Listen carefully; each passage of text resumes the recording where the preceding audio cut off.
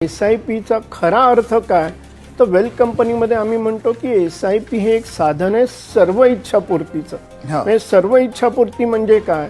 तर आपण सर्वसामान्य रिटेल गुंतवणूकदार त्याच्या काही इच्छा आकांक्षा असतात की आपण जे पैसे कमावतो त्यातून आपली आर्थिक परिस्थिती सुधारावी, आपल्या मुलाबाळांसाठी आपल्याला आर्थिक तरतूद करता यावी, आपल्या रिटायरमेंटसाठी तरतूद करता यावी. तर ह्या सगळ्यासाठी सर्व इच्छापूर्तीचा अर्थ काय?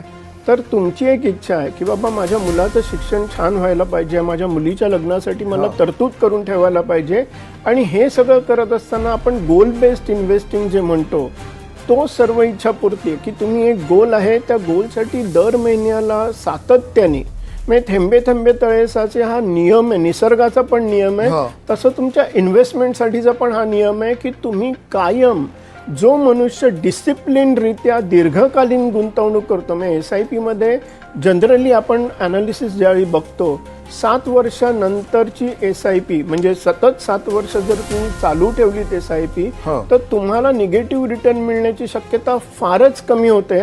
100 रुपये आपण कमावले तर त्यातले जास्तीत जास्त पैसे गुंतवणुकीकडे वळवायचे. म्हणजे आपण कायम लोकांना सांगतो की आपलं उत्पन्न खर्च बरोबर उरलेले पैसे गुंतवणूक हा फॉर्म्युला प्लीज अप्लाय करू नका.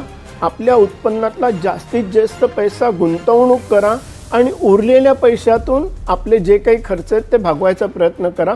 हा एक शुअरेस्ट वे आहे की तुमची लॉंग टर्ममध्ये वेल्थ क्रिएट होईल. आणि त्यासाठी सातत्य का? तर 3 वर्षामध्ये तुम्ही SIP नका बंद करू, कारण तुमचं गोल अचीव नाही झालंय.